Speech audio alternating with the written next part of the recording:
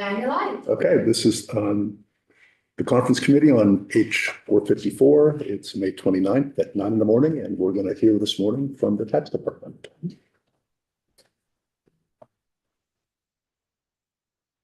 Sorry for the very small table. Yeah, we love the small table. Oh, yeah.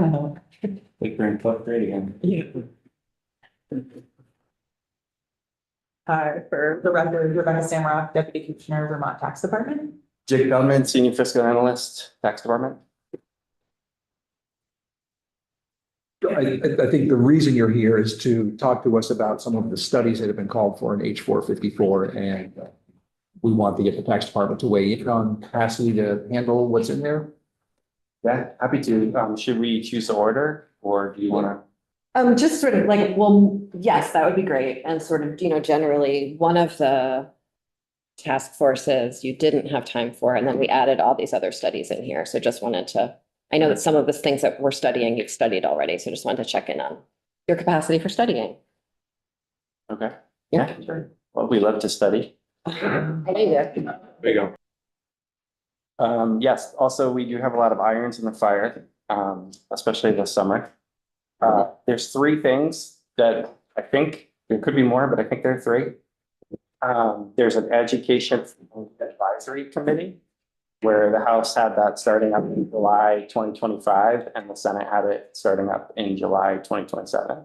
We could start there. Yeah, and I'll just say that less of a capacity question. I think with the 2025 start date, this would be July 2025, the tax department convening a group Jake, I would love for you to go into the details of what this group is charged with doing and the members of it, but it just feels like we're in a very fresh moment where many of these, a lot of shifting policy sands, some of the things that this group is tasked with looking at, we're envisioning a future of an education system that don't have these components anymore, like a property tax credit, for example, and just seems like a lot of potentially duplicative work that doesn't totally align with the direction that this body's moving right now. So I think pushing it back would be helpful, and then also giving folks time to rethink the details of the charge could be helpful for us as I well. appreciate that detail.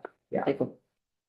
You're suggesting push back by suggesting? Well, the Senate version 2027, we're certainly comfortable with. I think, for me, just not convening a group in this context next month or in July would be the big ask. So what you're saying is let's let the dust settle a little bit before we dive in. Exactly. Thank you. I'm happy to chat more in details if that's helpful, but if that's sufficient, we can move on. I think that's sufficient. Okay, great. Do another easy one. Easy-ish one, homestead exemption. The Senate has a slightly different layout of the homestead exemption.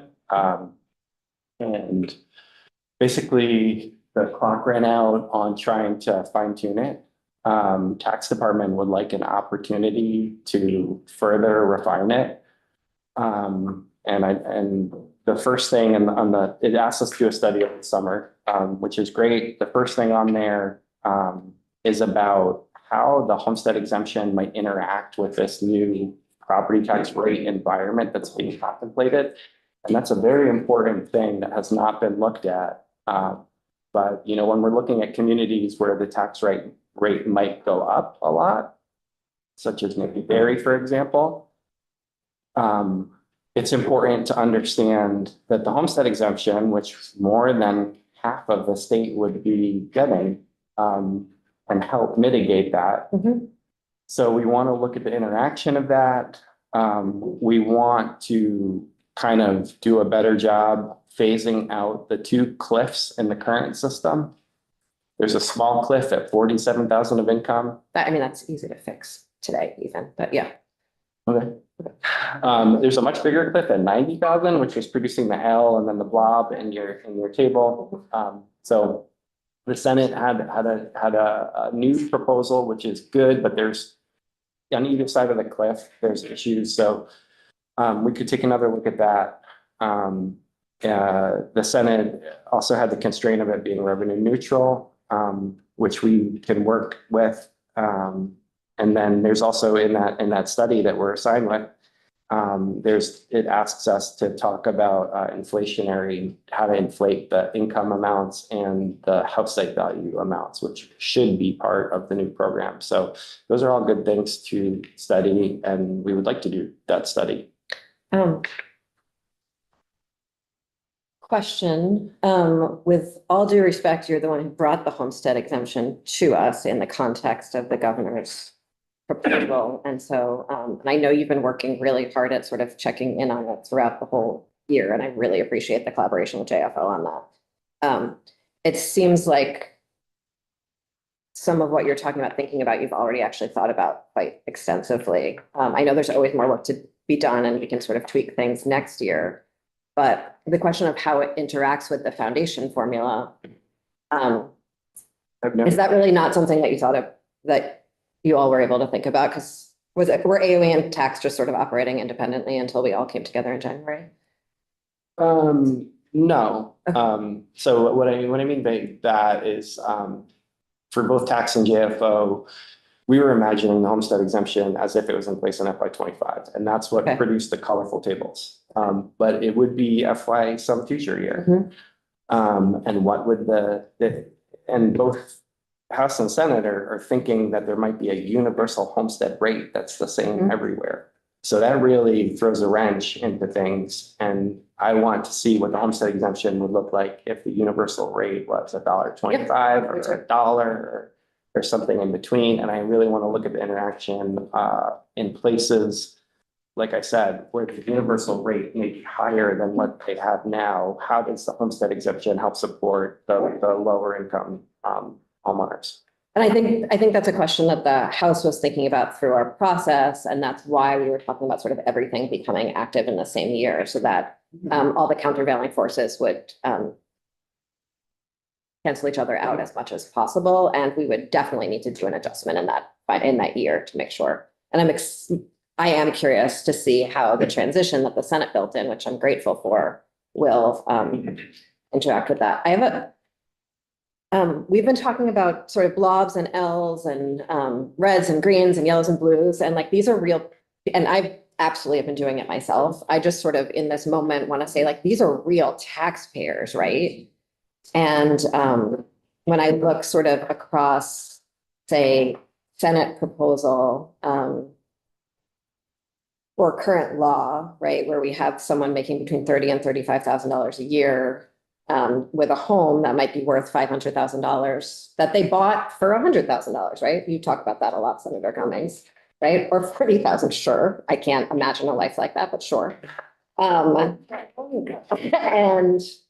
under current law, they're paying more than 10% of their income in property taxes, and I think you all are aware of that. But even under the Senate proposal, they're still they're spending even more than that. Than 10% in current law. And that's a wild thing that I sort of, when we think about the edges of this, I want us to be really careful that it isn't blues and greens and reds. It's like real people who are struggling to pay their bills. So I just, appreciate all your work to date. And I'm excited how far we got on the House proposal to make sure, as many people as possible were better off here. I think folks will be, I want to make sure that we're putting something in current law that we're continuing to tweak as we always do, rather than sort of putting off any of these things to make sure that I think everything we do is always going to be subject to change. And I think we know that particularly about education law and to some degree about tax law.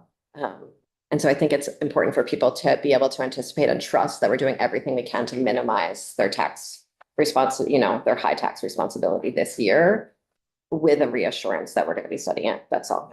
But I'm glad that you're excited about working on it this summer, and I hope we can keep on talking about it. Yeah, I'm excited for it to become part of the law. Yeah. The current law has the house site limit of $400,000 covered, which is all states have limits on how much property tax relief they provide. Usually it's a dollar amount. Vermont has several limits. They have 400,000. We have 5,600 on the education credit, 8,000 overall. There should continue to be limits. It shouldn't be an unlimited thing. Mhm. But we're happy to work with the Senate's version and fine-tune that. We didn't have a limit in because there was like barely any fiscal impact of having a limit, but I would think a limit makes sense. I'm glad that in all the versions you're not kicking anyone off eligibility the way we do under current law. I think that's great.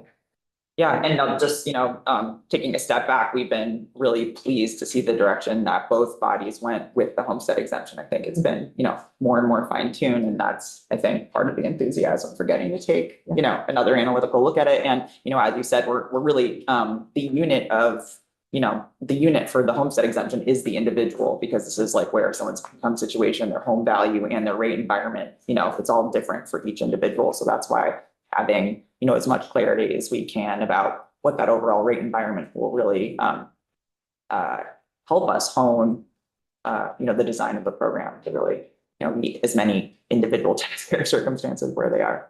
One thing I'm curious about you all studying is that we have an income limit on this that is feels somewhat arbitrary, and that it's stuck within the box of what we have in current law, because that's the data we have to model impacts, basically, right? And it would, I think there's a lot of people who think that that income limit should be a little bit higher or not be just a, stark cliff. So I'm wondering what it will take for you all to be able to have the data that you need to really study what it would look like to extend that to say, we use 175 as a cap in a lot of other tax programs, right?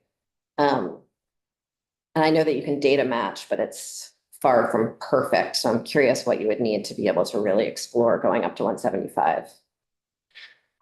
Yeah, so what Representative Kornheiser is talking about, we get household income for the people who are applying for a credit. The current income limit is $115,000, likely to decrease in the future for the factors that she just mentioned. It's kind of a natural place where two lines meet, and because of property appreciating faster than income, it's pulling in each year. We can certainly create that file and share it with JFO, as we have many times over the past decade. It's just a little bit more work of marrying homesteads with income tax returns. And then you can pull in AGI and use it, which is adjusted gross income, and use it as a kind of a proxy for household income, because we don't know exactly. But that's the best that we can do. How far off do you feel like it is? We've studied that. Yeah. I know I don't remember the answer. Happy to follow up. Okay. Yeah, I mean, for most people, it's pretty close. It's just when you get into weird situations that you get these variances. But for most people, it's a good proxy. And when you said sort of 115 is a natural point, I think you mean like a mathematically natural point. Right. I think it's from like a taxpayer perspective, it's a fairly arbitrary point. Yeah. To me, when I see two lines crossed, that says natural. Yes. It does feel arbitrary, and it's hard to explain. Why does it keep coming in? And with the homestead exemption, that's going to be something that's in law, and you can advance it each year, and you can even make it bigger pretty easily. Okay. Last thing is just, I think using the term revenue neutral in the context of the education fund is like somewhat confusing. Given that we are spending a different amount on homestead exemptions every year over the last decade for all of the reasons that, the natural lines and such. And so I'm going to keep on taking issue with that frame because that's my job. So if I understand this right, you're suggesting the Senate's Section 61 looking and maybe altering it to pick up a lot of what we're talking about business. I wouldn't call that a proposal. I would just say that's the conversation we're having right now. That's right. Hold on. I think you mean section 53A Oh, thank you. on page 51. Or not the classification study? No, we're talking about the homestead exemptions right now. That's same idea. I think it's a different idea. No, I meant same idea of using the study. Yes. Yeah. And everything we discussed. But in here, we're talking about putting it in law and then studying it. Okay, that's what, okay.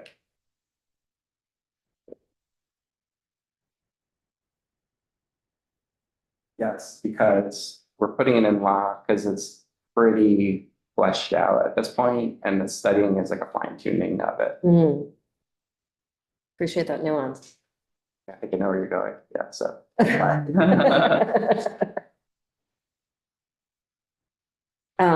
And then the next study, It's the classifications. yeah, Um, I could start it off. okay, So we have studied this at least twice, or me personally twice, but maybe others more. But so this is the classification study is the house has two existing classifications plus two more. And then it has a implementation report and data gathering report as it gets closer to prime time. The Senate has homestead, non-homestead, as we do now, and a study for the tax department, which is a little bit more involved than prior studies because it asks us for definitional options, which we've never done before. But the reason that's important is because last year there was a property transfer surcharge passed on second homes, quote. And it said that, basically they have to be fit for year-round habitation. That has been challenging to administer. So we have gotten some pretty complicated cases that we need to decide about whether a house is fit for year-round habitation. And that has been challenging. So that's just a few hundred properties a year. But now that definition would expand out to tens of thousands of properties, and they would be taxed at potentially a higher rate. That's TBD, but it could be higher down the line. So we need to flesh that out about what exactly that means. Is there another option there? We want the tax code to have bright lines, not to be fuzzy, and we appreciate your work on S51 to not have a fuzzy tax code. So if this is going to be something that's part of the revenue mix, it needs like much more fleshing out of the definitional options and what the reporting requirements are going to look like. And then a decision could happen. I just want to, before I forget and get it lost in the mix of the summer, I hope you can bring recommendations on the second home property transfer tax to us next year if you have changes that you need to be made to definitions there. Because this is the first I've heard that it was fuzzy for you, and I want to make sure that we're cleaning that up if we need to.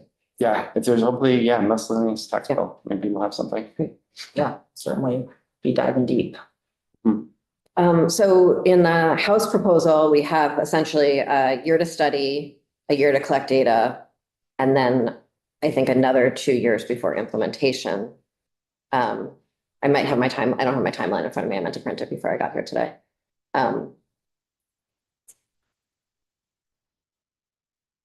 Essentially 2 years to study, I think. Oh, okay. December 2026. So that's a lot of studying. Implementation plan. Yeah, implementation. Yeah, okay. Okay. Yeah. And that feels like a doable timeline for studying? And 2 implement, years. yeah, Certainly. okay, great. Yeah, I mean, the difference between them is that the Senate is much more open-ended, Mhm. with giving us some authority to form the definitions. Yeah. And there's a lot of considerations there, especially on the one I just mentioned about fit for year-round habitation. Could we do it a different way? Could we do it based on value? Like in Hawaii, we need to understand what Montana is trying to do right now with second homes. So it's much more open-ended in that regard.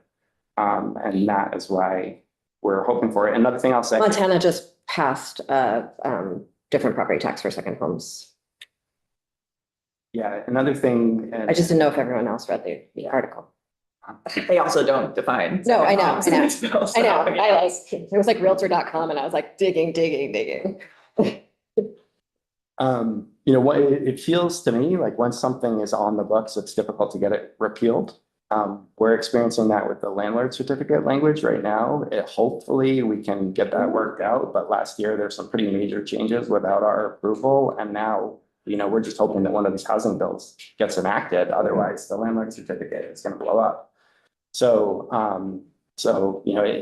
when something is on the books already, then it's like a great burden, that we're fighting against. But when it's, tax tell us how to do it, it's easier to work with.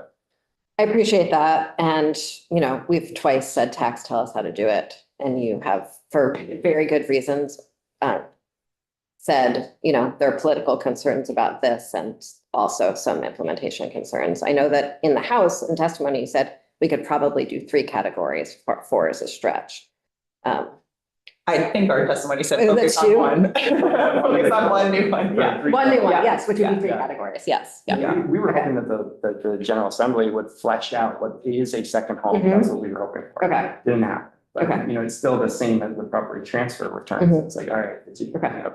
we have not been told what the definition is, so let's cook up some possibilities. So I'd be curious if you're able to give us later today, as you have worked with that second home property transfer tax definition, if you have any recommendations for fleshing that out based on the work you've done so far this year on that, but we They're can, pretty case specific, Yeah. could be, we have fleshed out some FAQs on our property transfer tax page to help guide, folks transferring properties, but, Okay. they end up being very fact specific, like, does the water go to the house year round? What's the heating system like? Mhm. What's the road like? Yeah.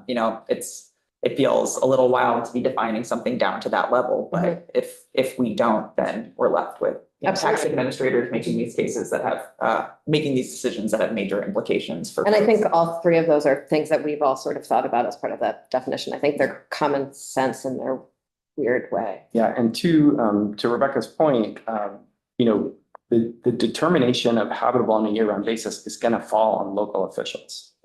And so we need to talk to them about that and how you would do it. Can you sort these out? Can you sort out the camp that doesn't have insulation from the one right next door that does have insulation? So, yeah. And we- how do we you, want do you to- see that fitting in with your, and I'll stop soon, I'm sorry. Does anyone else have a question before I just continue on with this? How does this fit into the reappraisal change work? Just that there are gonna be like more eyes on one property. Okay. We're Okay. hearing we're asking, we, the department, PBR and the, municipal assessing community is facing a lot of change in the near term between what we're trying to do with regionalizing Mhm. the reappraisal system, which is really important work that we're, grateful that we as a state are, embarking on. And then also, contemplating a big shift in work where we're evaluating the present day use of everyone's property every year.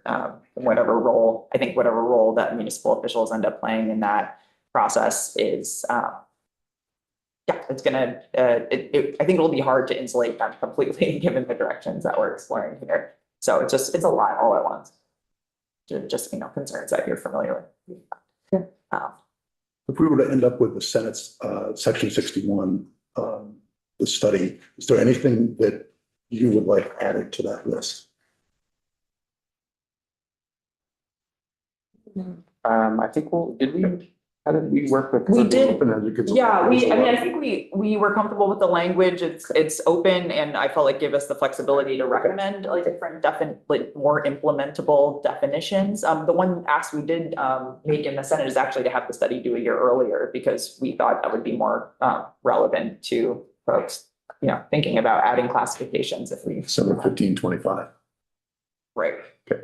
But We did, with the contemplation that the new funding environment might be starting in FY 28. So we offered that, saying if this is your timeline, then we could try to produce this earlier, but whatever we offer the flexibility to you now to, if the new funding environment is gonna be later, that study could come later, but it's really up to you. Thanks. got quicker timeline serves all parties for certainty though, so. When you are administering homestead and non-homestead, are you determining how folks are using, homestead is a property use, right? So are you determining how people are using the difference in those properties? That is a good question. Non-homestead's default, right? Yeah. So all property in Vermont is non-homestead. Until somebody declares it as their homestead. Mhm. And it is that, those are our two existing classifications based on use. It is challenging to administer. And what happens is, people submit homestead declarations, but towns sometimes say, I don't think you got this one right. And they get in a back and forth with the tax department, Mhm. which is complicated.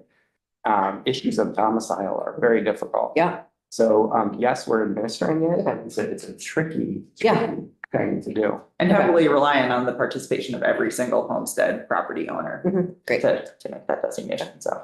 Thanks. And if the rates between homestead and non-homestead now are similar, non-homestead is higher in a third of towns.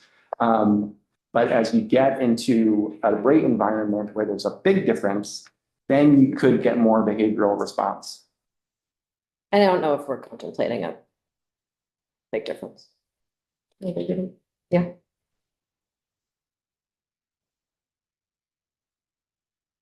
Anything else for us? Thanks for Thanks for the opportunity to chat. Yeah, thank happy to you. come back on any other questions as we move forward. Thank you. Any questions from anybody? No. Thanks. Yep. Okay.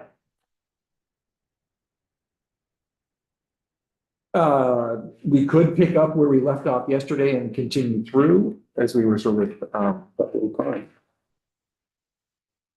talking about positions. We pretty much wrapped up the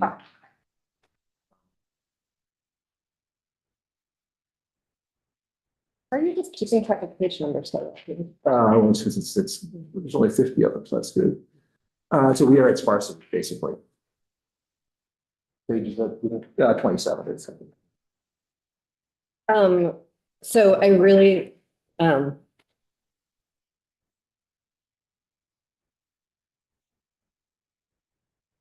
I think what we sort of ended on, I just want to offer, I think that moving to a sparse school is much more towards, I think, everyone's legislative intent and how the modeling was done for the foundation formula, and I appreciate that correction.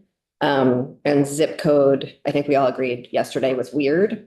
I think, love to think it's sort of an interim, I don't know if it's perfect, but municipality might be a good stand-in, but maybe we can talk about that later.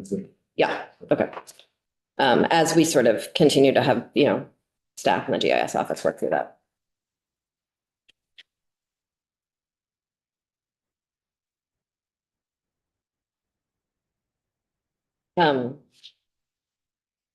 I think there's a question as we move into much larger districts about whether it should be a combined grant and not if we need to do sparsity and small schools, or whether we should just have one that's small schools in sparse areas. And I think that's I think with larger districts, that's going to become a much more relevant question, especially given that in the idea that transportation aid would be entirely covered by the state and not at the local level. What do you mean by a combined grant? That instead of having a sparsity grant and a small school grant in a geographically necessary, et cetera, you'd have one grant that is for small schools in sparse areas. That's what we think.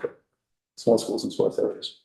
Okay, I think you have But what- to, Yeah, what Representative Cornhiger is saying, instead of having a small schools grant, correct me if I'm wrong. Yeah, Instead of having a small always. schools grant, having a grant for a small school in a sparse area, that there would just be one. That would- and Again, that. again, I'm like floating that as an idea. It's something that we're just beginning to think about. And in doing that, I think that's might make a lot more sense in these much larger districts we're considering. Because the sparse areas will be. So because, Less in the larger. so under current law, with our current weights, transportation aid is half covered by the district with their local general fund dollars and half covered by the state, right? In both versions of the bill, the idea that transportation aid is fully covered by the state is established. I think, of course, there are questions about how that's going to be administered, and like those are very important questions for next year, because a fully refundable grant is very different from a matching grant in terms of how people behave. Yes. But a lot of the costs of sparsity might be mixed up in transportation. And so having it be one package might be further towards our policy goals right now. And so I'd love us just to think about that, and including me thinking about it. It's just really just an idea. It is not a proposal.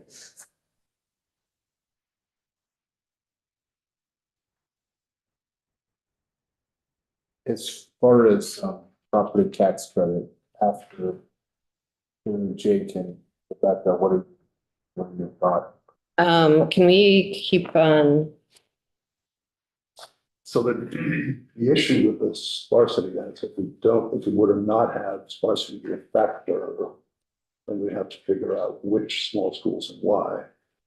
So we already have that in the bill. Sort of have sparsity as a proxy for by necessity. That language is still in there. In both versions, it's by necessity, yeah. And I think the idea is that the payments would be combined, but the eligibility would be a joint eligibility as well. And so just thinking about that, like I said, it's not a. Further in the foundation formula, one flag I wanted to bring up is as you do the transition. Page 31. Page 31, Peter.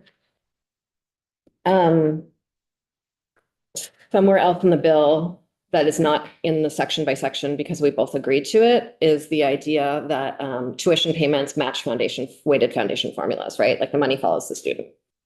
If we're prorating the foundation formula, we should also, like, that should be prorated as well, because otherwise we're going to see a real squeeze in mixed delivery districts if we still have mixed delivery districts.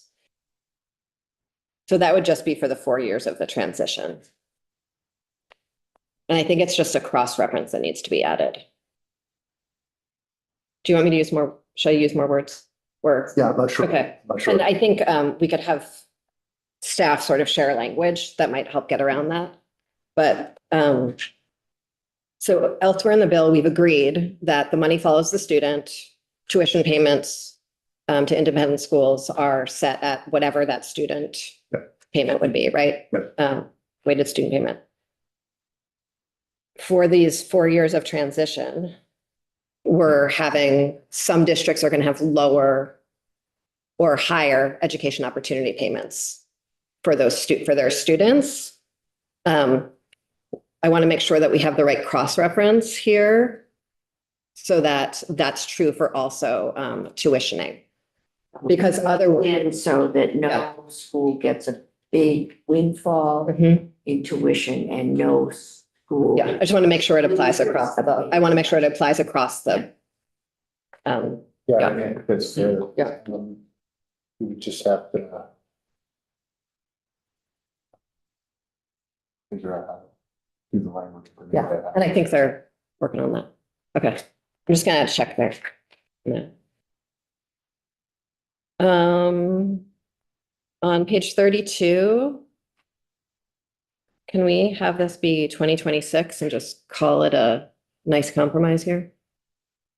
Page 32. What is it? The Ed Fund Advisory Committee starting in 2026. Where do we give us up? That's the first study that Deputy Commissioner Samaroff was talking about. They asked to have that delayed a year. They just now they asked to delay it a year. You all said 2 years. We said no, said 2025 because that's what was 127. So, okay, so move it. Right? Just a, yeah, Just, there's a true splitting of the difference, okay. I love it. Isn't that great? Thank you. You can agree. We can. Fresh day.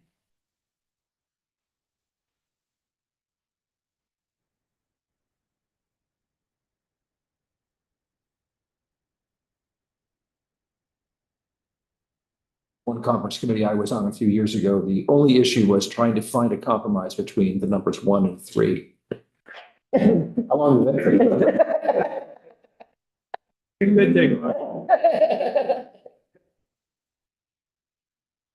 That's amazing. So over here in supplemental district spending, What section? section 46, page 33.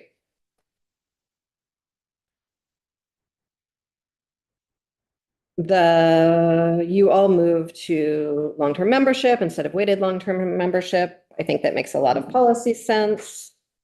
I think there's a real question that as the administration originally proposed this, they were thinking about a much lower base rate. And so I'm just, I think that for the transition, maybe the 10% that we have here makes sense.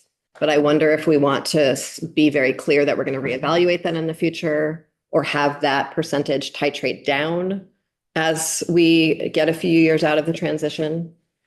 When I think about the policy implications of the work that we're doing here and the pre-Brigham, post-Brigham environment, we know that any sort of like systems sort of veer towards inequity slowly, right?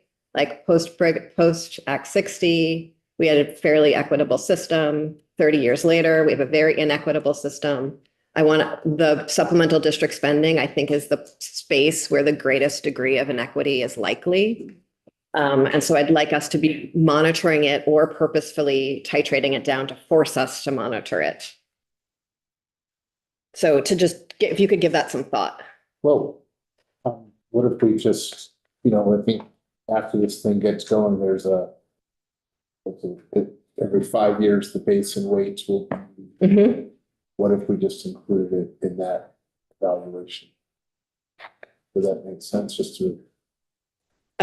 Maybe I guess I just don't trust us very much. And so I wonder if setting that titration down and then evaluating it makes more sense, but I don't let's talk about it. Okay. Yeah. I'm not stuck on that. I'm just, for whatever reason, having a distrust of future legislators today. Go through very heavy times. Mhm. And when you finish, we do tend to not want to go there again Mhm. because it was painful in the first place. Yes. Mhm.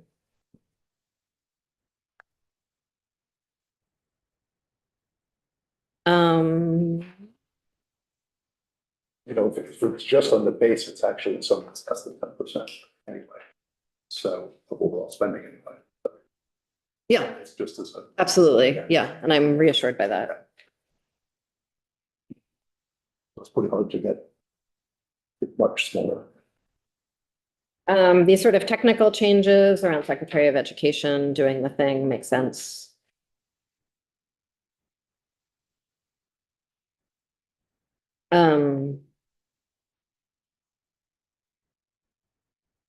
The Actually, since we, yeah, what section we just talking about?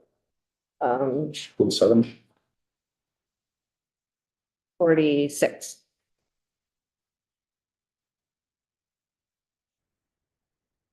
And then 47, it's technical changes related to a larger issue.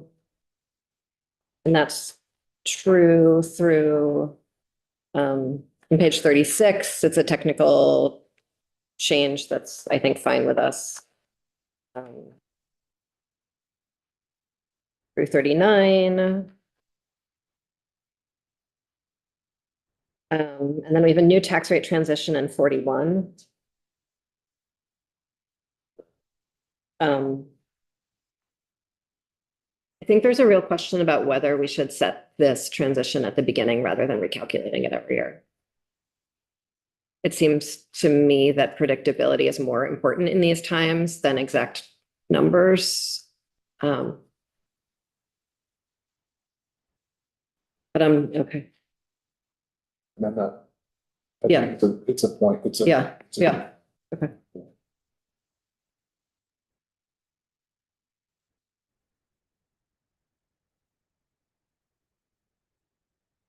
Are you suggesting using this version 48A? So I think we don't have any transition at all. I'm eternally grateful that you came up with a transition. Thank you. You have it recalculated every year of the transition, and I think it might make more sense to have it set, I see. set all 4 years set at the beginning, so folks know what they're getting into. Then we set. Yeah. One issue none of us have dealt with is, and we won't know what the impact is until we look at districts.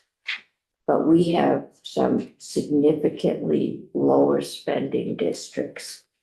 And then many of them are because they are significantly poorer communities. And even if we're transitioning them in order, there's a good chance the base tax rate, the state one, is going to be significantly higher than what they're spending now. Yes. It will continue that inequity, that it will be a lot easier for financially Mhm. wealthier communities to pay that base rate than for the smaller. Now, if the districts might even that out, but they might not, and that's just something we'll have. So I also want to thank you. I misspoke about my own notes, and it's actually the EOP payment that I want to set at the beginning. The tax rate is set at the beginning. The EOP is recalculated annually. So you have 2 transitions. So that's 45B that I was hoping will set the gap at the outset. I thought they were set up the same way, but they're not. I'm sorry. To Senator Cummings' point, is an important one. Yeah. Correct me if I'm wrong, but that's sort of the purpose of having a somewhat redone but more generous homestead exemption program. Thank you. Yes. So I think the purpose of the bulk of the work we did in Ways and Means this year around both the homestead exemption and the new property classes is to be able to account for that exact challenge, which is sort of what has been keeping me up at night personally since January. It's vitally important we bring everyone up in their spending, but Sure, yes, that's going to be That's offset. yes, and all at the same time. Mhm. Yes.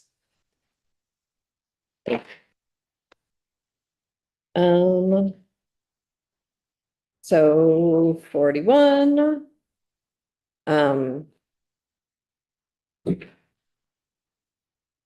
On that point as well, I've been hearing from a lot of folks that are sort of, we've all talked at this table and in this body about the fact that we are, even yesterday, we are projecting numbers out 5-6 years from now. That's a wild exercise. We have recalculations implicit in this bill. We have a due diligence to do a lot more work next year and the year after. I don't know if it's helpful to be even more explicit in this bill about like, yes, we're going to really look at all this like the year before it happens. Yeah, we, in the Senate Edmonton, we had a couple of sections where we set out tasks for the 26th legislature, knowing full well, of course. Yeah. We could do it, but we did it just to acknowledge these are things that have to happen. Yeah. On this timeline. So Yeah. that's something that Okay. is worth doing, even though we know that it's. Yes. Yeah. Okay, great. Yeah. I think Intent language. public, Yeah. there's a lot of taking numbers and applying them to today's situation that is causing some wide scale panic. And I think the more we say those numbers are irrelevant, yes, that we will be calculating everything as more information is brought in. Yeah. Based on a different reality. Yeah. And sort of, we only have a few minutes left, but going to the property tax credits, page 45 and 44, the homestead exemption. I I think what we both did is imperfect. I think what the administration gave us was imperfect. I think it's really important that we implement something this year and continue to study it. As Jake said, of the levels of imperfection, I think the House version leaves more people better off, and that's a really important thing for us to communicate to the public as we are taking on revolutionary changes in our education and property tax system. I can't, in any good conscience, pass a property tax change at this scale that leaves more Vermonters worse off than they are under current law, which is a problematic system. I understand the box that you all were working on, but I think we need to break the box a little bit. I think we need to even ask Jake to study moving up to 175 in the future. But that is really very important to us. We know the difference in cost. It's different every year, right? Like the whole thing is a moving bubble. For instance, what the difference has been this year? Just so we have something. I don't have that in front of me. So The slide we saw yesterday. Thank you. I have that note, it wasn't sure, Yep. that's right. Okay. Yeah, but it's not, I think it's really important not to think of it as sort of extra revenue because it's all part of the ed fund. And so there's other things we're going to be doing in the ed fund that I think will compensate for that. I think there's other places we're going to be reducing costs that are going to compensate for that. So I think it's important that we think of it all as an interrelated picture and not just like standalone. Yes. But I do think we need to make up that 45. In fact, I think everybody would prefer being able to give more relief to middle class. Okay, great. It's just a matter of. How to do that. Absolutely. So I think it might be hard this year to pass that, put something in the statute that costs under $45 million. Mhm. So are you talking about like, having an actual, like using one of these two or having a placeholder that we're gonna work on this over the summer? We're gonna. Talking about using the House version, working on it over the summer to improve it even more. I think there's a tweak that we could make at Jake talked about 2 cliffs. And I think the House version, the cliff at around 47 is actually like pretty fixable and we just didn't at the last minute. So I'll offer something for that. Studying it over the summer and none of this, the effective date for this is a few years out, right? It's the same effective date as all of our other changes. It's the same effective date as the foundation formula and the new districts. And so I think it's going to be important for us to show in our fiscal note and before we walk out the door, the way all these numbers interact to make sure that we, on the other side of this in 5 years, are not spending more than we are under current law. And I think we can do that. It is because we're dealing so far in the future. We need to be careful not to promise more. Yes. We can deliver. We don't. But we also can't promise less. No, Yes. I think you're right, that we should make sure that more people that we don't have fewer people being protected than we do now. I would think that would be important. My concern is the people that are being protected aren't protected. Well, yeah. Well, and that's, Percent of it all. yeah, and I think that's what we need to be absolutely working on. Also, the house site value cap that you all have, I think makes a lot of sense. But 5 years out, housing values, they changed rapidly up. They have in the past changed rapidly down. The economy, I mean, Yeah.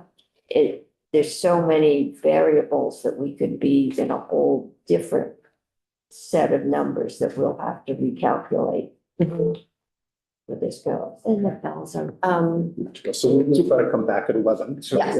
And what do we want to say is our agenda for 11? to add the administration. Okay. Administration. and I have a committee meeting, so I won't be here, but I have memorized. Is there anything you'd like us to tell the administration for you? I have memorized the letter.